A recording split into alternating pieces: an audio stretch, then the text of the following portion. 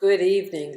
This is Spirit Journey, and I want to talk to you about men and my experience today with regard to uh, two men that I met today. And I feel this experience it's like, I feel like I'm being tested. You ever go through things when you were younger and you say, I used to think this way, and now I don't think that way anymore, or now I'm not into that anymore. And then as an adult, it's represented itself. And that's how I feel. It's like, let's see how you really feel. Let's see what you do. Because in life, it's not so much what you think, because we all could think. It's what you do. So let me tell you, well, today was a beautiful day in New York City. I had my dogs with me, and we head to Central Park. It was absolutely gorgeous. It was like in the 60s. The sun was out, and it was actually cool breezes. And my dogs, I have one of them here. See that? My dogs seem to like the cooler weather. But it was difficult walking them though. But either way, I get to Central Park, I sit down at a bench and just enjoying life. Then a man comes over, and he was 72 or 74 years old, Caucasian, and he interjected something about the dogs, and he wanted to just talk. So I said to myself, okay, I don't mind just talking. But something in my mind, I guess, something that I like to talk, as you could see. And I don't mind talking to people in general. But I felt like in the back of my mind, because how friendly he was acting, he was very cordial. And I said to myself, I don't want to be involved with this person, just something. And so, he proceeds, on talking. And then one conversation led to another new conversation. And he had said to me, say, you look Ethiopian. Are you Ethiopian by chance? And I said, nope. As I'm a Caribbean girl. As I'm 100% Caribbean. I am not from that part of the world. And, I've heard that before. And, I don't like it. I don't like to be asked if I'm Ethiopian. I get that from black men and white men. And why I don't like it, I mean, there's nothing wrong being Ethiopian, but I feel it's almost like, it's obvious I'm someone of black heritage, and that's all they need to know. It's either you're black or white. So I don't like it because I feel that it's like, they don't want to just ask you, oh, are you black, whatever, but it's like they're complimenting you, saying that you look Ethiopian. So that's why I think I don't like it, because I feel that I don't think they really think I'm Ethiopian. I have been asked if I met someone, he was a Palestinian, and I mean, that's how he classified himself. And I actually thought he was an East Indian, because his skin was very, very dark, and he had an accent that I didn't know. And he asked me, but I figure, someone over there, I could understand someone from that part of Asia or the Middle East to ask if I were Ethiopian. But in general, if you're just a regular, North American, I don't like it. And I see why. Let me explain to you why more in detail. That my growing up, I had very, very low self-esteem. I didn't like the person in the mirror. I hated everything about me, and I wanted to always be someone else but myself. And my current videos reflect that. When I see that in other people, that you want to be someone else but the person in the mirror. And I mean, it's okay to be of any nationality, race, whatever. Be you. So my growing up feeling this way, and then life had showed me that I need to appreciate myself, and that there is no perfection in those people that you used to worship, and that I used to worship the white culture by my attitude, that if it was something white or European, that had to be good. And even if it weren't good, the fact that it is that's what makes it good.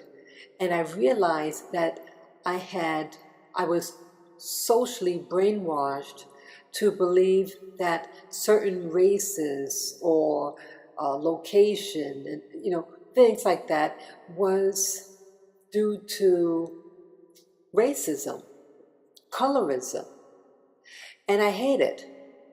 And what was really happening to me back then, it's like it was reinforcing my not liking myself, not appreciating or seeking out African culture, Afro-Caribbean culture, or African-American culture, and appreciating those people and what they have to offer in life.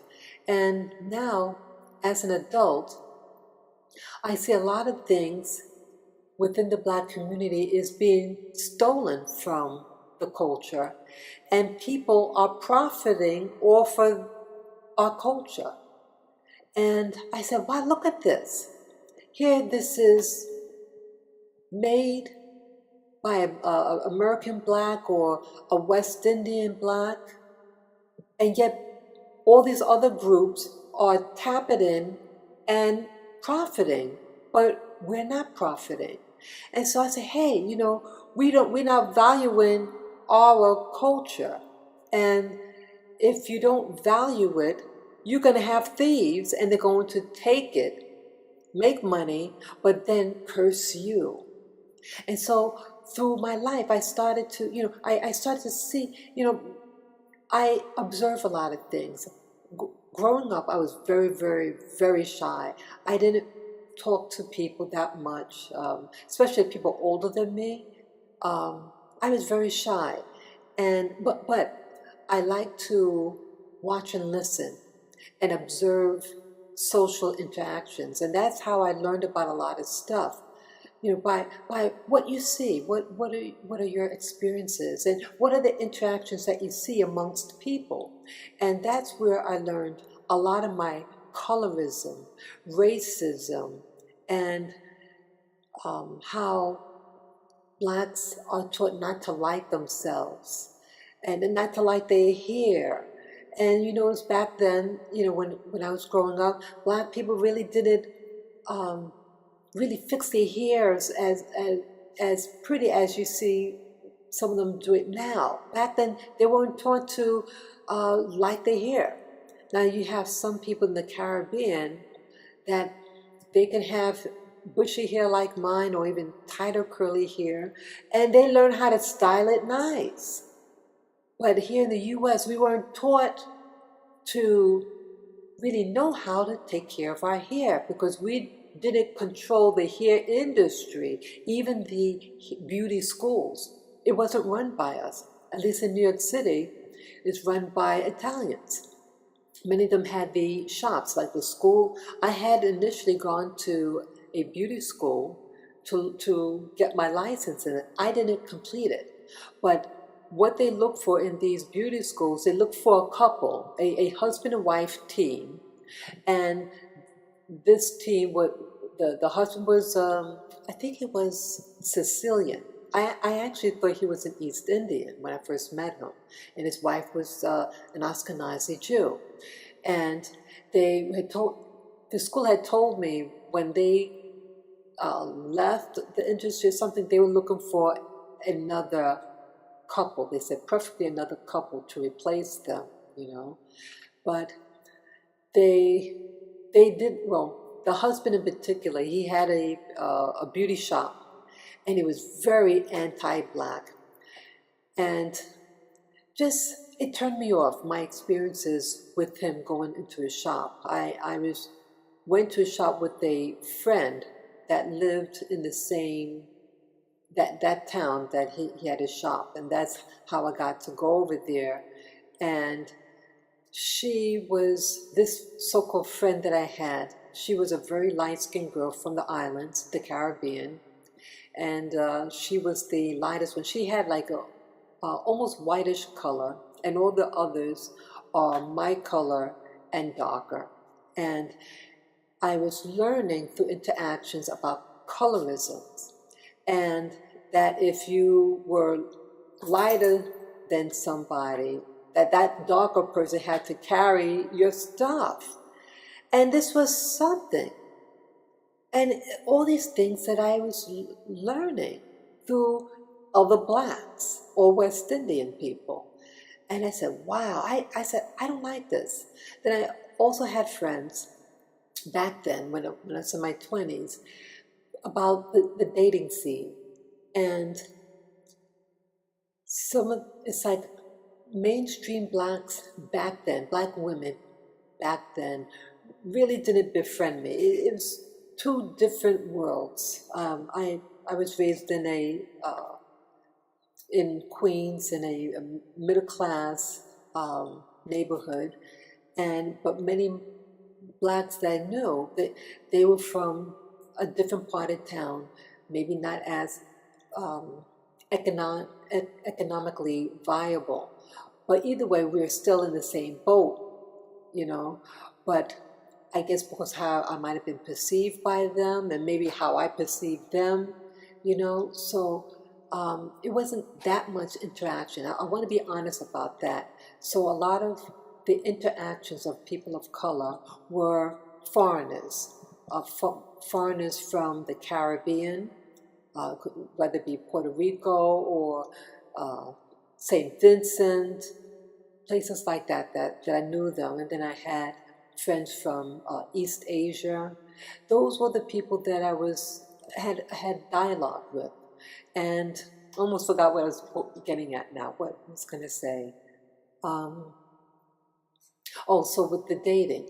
So it seemed like back then, in the 1980s, that these new friends, again, most of these people were foreign born, and they were relatively new arrivals, and how they were interested in dating white men. And I thought at that time that's what I wanted too. But I was raised with boys. My house is very male dominated. And so part of me felt comfortable. You know, I felt comfortable in talking to men, but at that time I wasn't comfortable with American black men.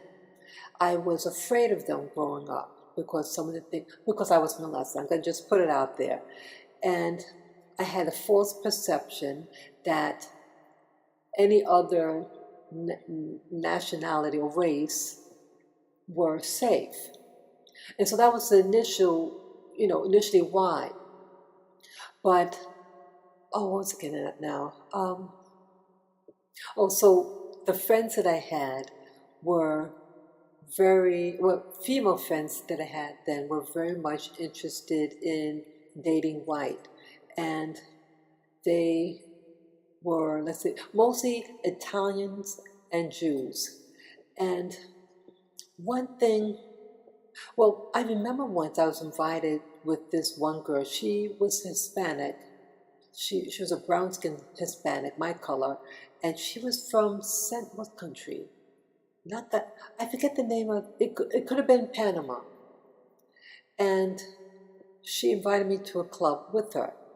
And she was telling me the type of men that she's interested in. But I felt uncomfortable.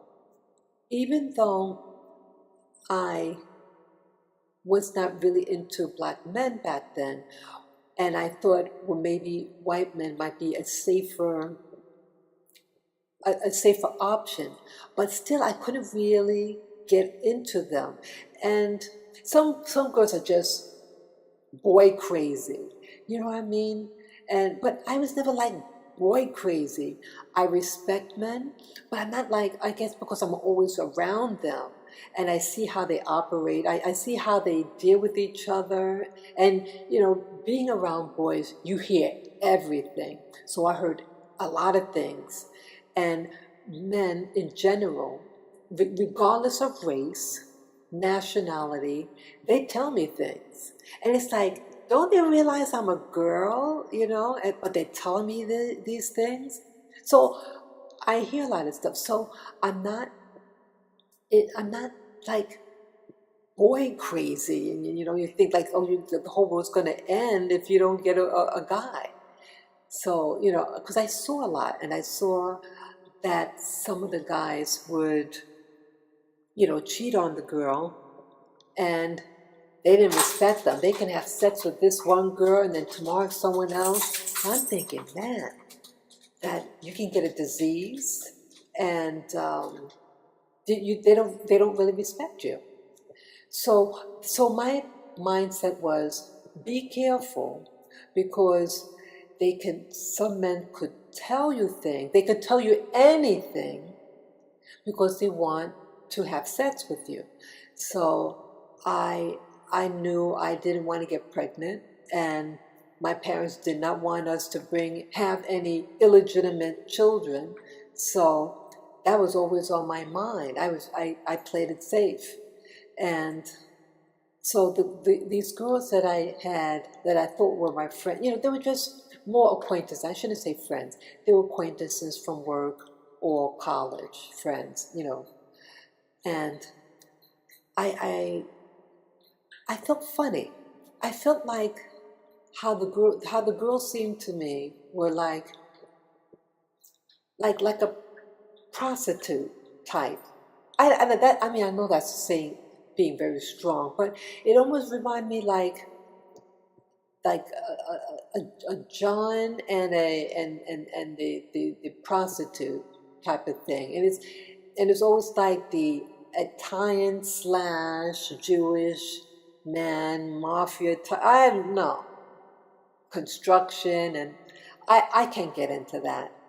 And the man that I met today was that type of guy. Again, okay, he's a older man. He's in his 70s, but he's of that same background. I'm sorry, I meant to say Russian. He didn't say what the other part, but he said I have a Russian background. And yes, he looked very Semitic looking.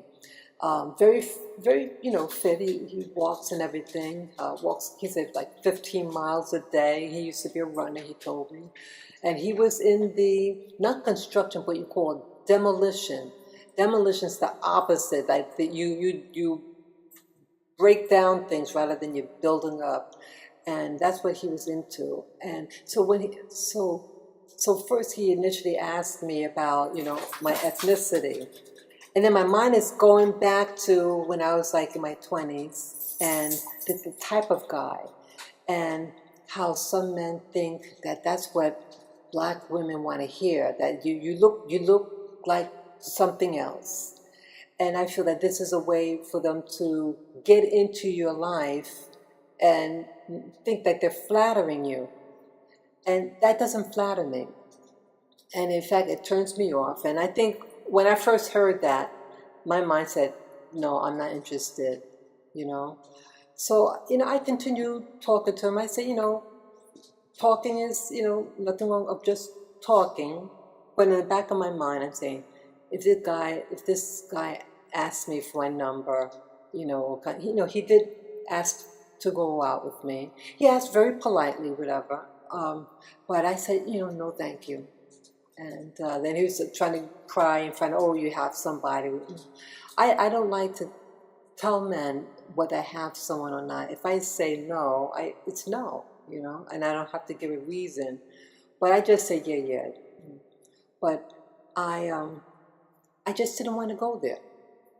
And I know of, going back in my earlier days, that I saw a lot of women, a lot of Dominican women, West Indian women, not as many American black women, but in New York City has a lot of people from the Caribbean.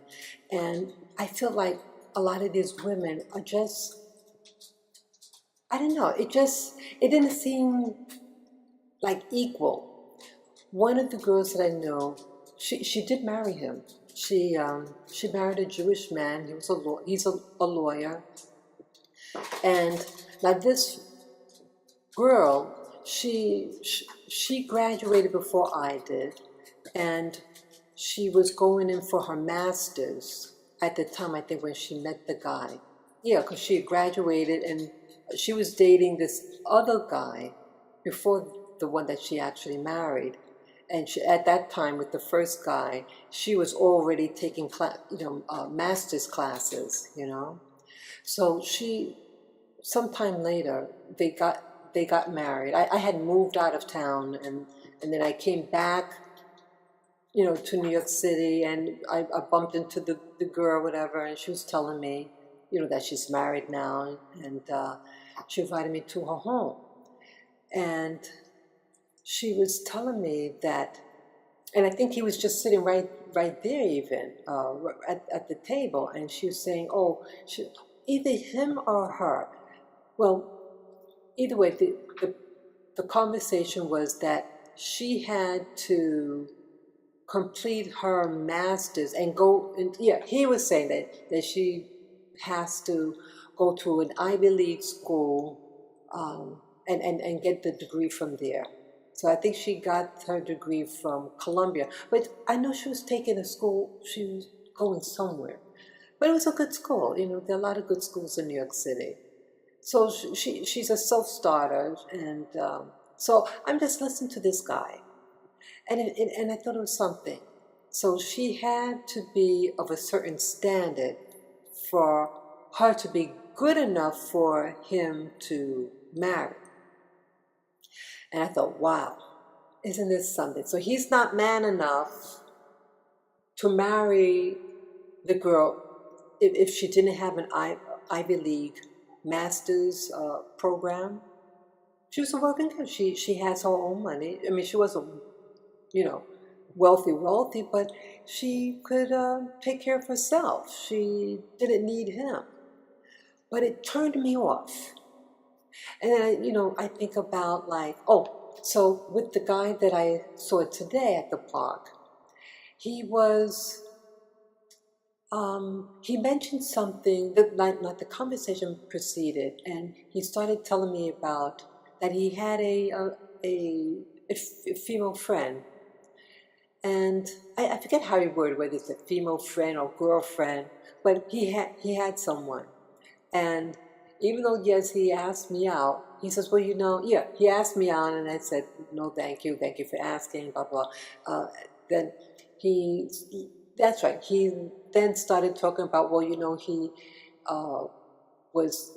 is with this girl, or he has been seeing this girl, but she's not motivated, she's not I'm not sure if you use the term progressive, but she's not doing anything with her life and blah blah blah. And I've heard that before. Men say that, but they're involved with them, and they're it's just a turnoff. So then I assumed initially that it was a white girl, and then he says, oh, she's Haitian, and she's just taking, I told her she should get the this job that has benefits, and so she can get a pension and blah blah blah. And she had this, she got this job, and then she got fired and blah blah blah. And she's 54 years old. I'm thinking, 54 years old, and he's judging her. And then he says, oh yeah, she's Haitian, she's from Haiti, and she's with her folks or something, family, and if she didn't have her family, and if she had a job, she's just relying on her family, she's not really working hard. What if she were alone? If she were alone, didn't have family, she'll be self-motivated to get another type of job and blah, blah, blah. So I thought, wow, this guy is really tearing into this woman, and he's seeing her and saying not so nice things about her. Then he says, well, she is nice actually. When I was in the hospital, she visited me, and I had this procedure done, and then she came and visited me, blah blah blah. She's a good girl, but she's just blah blah blah. And I'm thinking to myself, I didn't have very good thoughts about the guy, because to me he sounded like an arrogant white guy, and he's judging his life as a white man who he had a business. He's retired now, but he had his own business in the, demolition. And to compare his life with a Haitian woman who's in her 50s. Haiti is the poorest country in the Western Hemisphere, and and a female at that.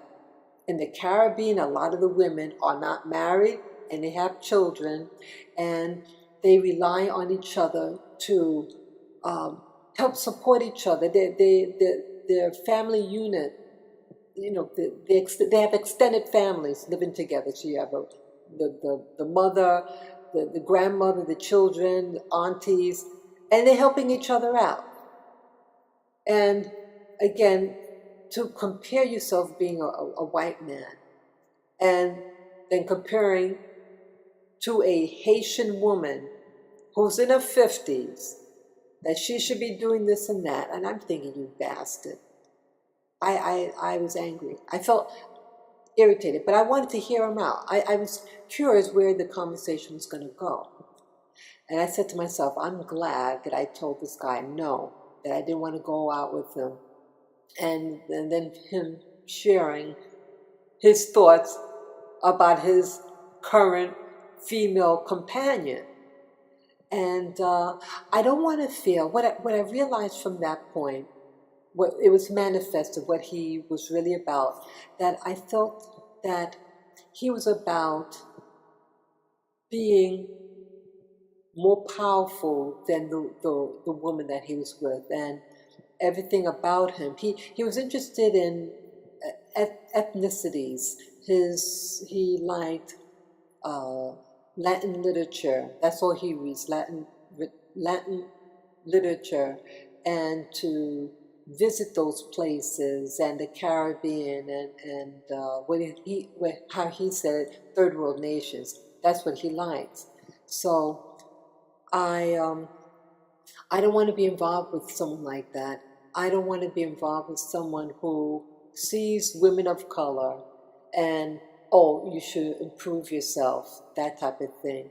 If a man who's secure in himself would be secure in a woman who, whether she's wealthy or poor. And the fact that you're talking to a particular woman, there's something about her that you might like. And so if you're man enough, you hold your ground, and you pursue this woman. But if to this man, if you have to be, Ivy League, this and that, the first guy I talked to, the second guy I talked to you about, that I had a female friend from college from way back, and dating this Jewish man, and so she had to be good enough for him. But look at this with Tiger Woods. Tiger Woods, yes, he has an Asian mom, East Asian mom, and the father is an American black of some type. He looks of mixed heritage, but either way, he's classified as a black man, and how he was not selective in the woman that he married. I'm sure his wife that he had has some positive qualities, but she did not have a college degree. She was a nanny.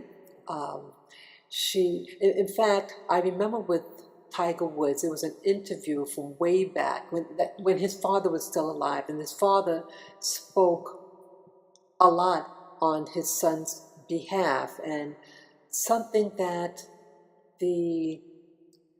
I think he was in high school or something like that. It was a girl, a white girl, but the parents didn't like her.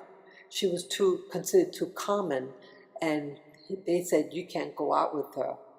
So it was interesting that he eventually finds someone, and his parents were still alive at the time, and that he married a nanny, a white nanny from Europe. So it seems like some men that, well, in some community, people of color, it seems like you don't have to be really of any social, have a degree or master's or a doctorate, but these men of color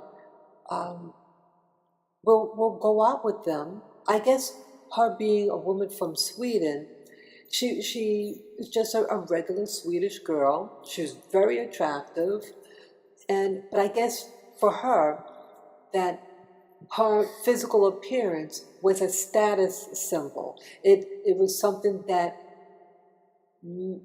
I guess created an illusion of importance. But she was just a girl, a regular girl who had certain physical characteristics. But that was it. But even that wasn't enough. He was cheating on her. So again, good looks could only go so far. And that I feel that with this experience that I had today, that men are always looking around when they're not satisfied with their current relationship, and when they find somebody, they keep who they have, scout around, and once they find something else, then they dump the other one. I say that a real man say, hey, I don't like this relationship, I'm out of it, let me just detox from it and then pursue a new relationship. But so I feel that he was just being sneaky. I'm not really interested in this girl. I'm bored with her. So he should just leave, but he's not. And so it's really shown me that I think as a woman that I should always keep a standard, and that I don't want to compromise myself and feel that I don't want to feel like someone's giving me a handout. I'm not looking for a sugar daddy. And that's one thing that I saw growing up when I was in my 20s, that you saw girls that's all that they seemed to be about, that it was an agreement. Okay, I'll go out with you. Yes, I'm beneath you. Yes, you make more money than I do. And yes, you have more privileges. I'll have sex with you, blah, blah, blah. And then you'll buy me these little trinkets. It's a real turnoff. I don't see those people anymore. And deep down in my mind, my psyche, I said, no, I don't want this for myself. I don't. And I mentioned in a past video, a dark-skinned girl from the Dominican Republic, that's in the Caribbean, and she was also involved with a lawyer. She did not specify what the guy's race was, but I knew the girl's preference. But either way, she had gotten pregnant, and he verbally threatened her to dump her if she didn't have an abortion. And I said to myself, wow, that they really don't like you, that they like your body, they want you sexually, but many of them don't want you to have kids with you. But only if it's a status thing, like this one YouTuber who's married to an East African woman. When he had said initially on the video, when the wife was saying, "Oh, wouldn't it be nice for us to have kids?" and blah blah, he said, "Oh, I hope the kid don't look like you." And I'm like in shock. I was in shock. Now the woman was a knockout, a pretty dark-skinned East African woman, gorgeous. But in my opinion, the guy was nothing hot to look at. Not at all. In fact, she made this show, not him. She should boot him out, and that's just my opinion. But when he said that, and it reaffirmed in me that certain relationships, that some of them may even marry you, or just see you on the side, but they really don't want you. They don't want, you know what I'm saying? He didn't want a black kid. So why are you in this relationship? It's a power thing. That's what I'm getting at in a nutshell.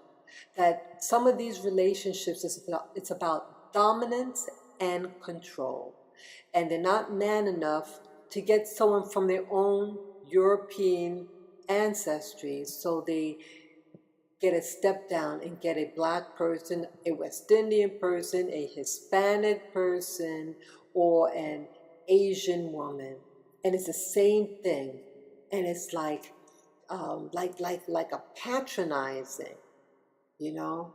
And that's what I pick up with some of these relationships. And instinctively, when I listened to the guy in Central Park, before he even mentioned about his girlfriend, whatever, that he was that type. And it was like a retro in my mind of way back, of the relationships, the acquaintances that I knew, and how a lot of the female friends that I had back then, that's all they wanted. They wanted the status. They wanted the illusion of inclusion of what these white men could do for them. And I said, no.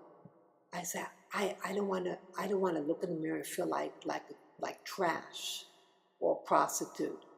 So I said no. And so that's why I told the man no. And I feel so good about myself. And I said, lady, you know, I'm talking to ladies, as you know, in this video, or anyone who wants to listen, even guys. Don't compromise yourself. Make your own money. Even if one penny you make a week, you make it honestly, and you go to bed in dignity. You know, don't be doing that. You're not a prostitute, because if you act like that, then you have a slave mentality. Have respect for yourself, for your body, for your culture, okay, and for your history, so that these young girls and boys grow up and say, wow, okay, this lady is this way. She carries herself in dignity. She pays her own bills. Stop using men to pay your bills. That's one thing that always turned me off. Pay your own bills. You know, I know I wouldn't like my brothers to have females and they leech in and have them pay the bill. I wouldn't like it. I wouldn't want someone to use my brothers, and I don't want to use guys, and I don't like to see girls doing that. But I also don't like guys using girls too. I don't like it. I don't like it. Oh, I almost forgot. So that's what happened at the park. So I started heading back home, and I was on my block, and a man says, there were two men. One was white, the other one was a light-skinned black. And the light-skinned guy said, "Hey, how you doing?" And I looked and he said, "Yeah, you remember me?" And I'm thinking, I said, "I'm afraid I don't know you." He says, "Yeah, you're the lady with the dogs. We had talked, blah, blah, blah." And I'm thinking, I don't know this guy. I don't think I ever met him. And then he takes off his glasses.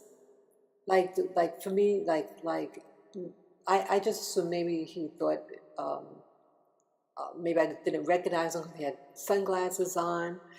And he had this light, like a whitish, bluish gray eyes, and he had this kind of goofy smile.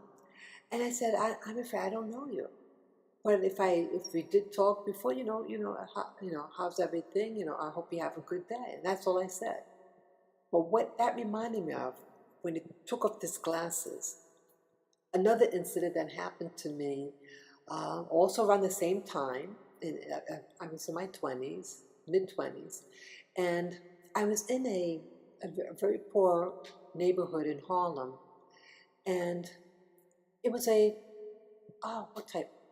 Like a fast food type of place, I think it was, and it was a light-skinned guy, and he walks up to me, and hey, hi, he was trying to, what you call, rap into me, and he takes off his sunglasses. He has these light green eyes, and he looks stupid. He looked like a weasel with green eyes. And he would say, "Yeah, we treat our women good, and we give them drugs." And he was a pimp. That guy probably was a pimp, and that he's telling. See, again, a lot of men tell me who they really are, but they don't realize what they're saying. Or maybe they do, and they just don't care. He thought I was one of those dumb black women that just want a mongrel for a man with those light eyes that I have to love him now. See, that's whiteism. I don't want whiteism, and I won't go with any guy like that. If you're going to get a so-called whiteism, get a white man, not a wannabe. But see, I don't even want to even go there. I don't even want that. No, I don't want that ism. I don't want a power play or someone to think because they have something, because of a physical attribute, whether it's their eyes, their hair, their wallet. I don't want you. I have my own eyes, my own body, my own wallet, my own me. So you give yourself the power. Don't give those clowns any power. See, he thought he had power over me. There's a lot of foolish black women out there who have low self-esteem, and they want these mongrel type kids. I shouldn't say it like that. I'm a mongrel also. But I say it in the spirit of to think that by you getting into this type of relationship, it's going to so-called better the quality of your potential children. And no, what makes quality children is having a mom and a dad that love each other, who respect themselves, who eats the right type of food, who exercise, play together, work hard together, and have an economic plan of action, and to teach that to your children. And a lot of people don't think of that, because your packaging is just a package, like a purse. A purse is just a container. It's the stuff inside the purse that makes the value, not the outside. Yes, it's nice to have a nice purse, but it's nicer to have stuff inside of it of value. So don't sell yourself cheap. So that's what happened. So I just told the guy, I said, I don't know you, I don't recognize you, but you have a good day. And I left. And my mind was saying, wow, what retro. Two different types of guys that I was exposed to growing up in my early 20s, and how I felt back then and how I feel now is the same way. A turn off. Yeah. So that's all that I have to say, and I hope that you ladies and gentlemen learn something a little bit more about me and about yourselves and about your motives when you meet a man or a woman. Think of the relationship of what you can give into it and stop doing head games. If you like someone, get to know them about you, and share your, want to know about their, share a little bit about yourself in the relationship. That's honest. And it's okay to be a little vulnerable and not be perfect either, but just be careful and don't sell yourself shit. Don't sell yourself cheap. So I hope you guys enjoyed this video, and I hope you learned something today, and for you to reflect about it with regard to your own life and your experiences. So take care and enjoy the rest of your day. Take care, guys. Bye-bye.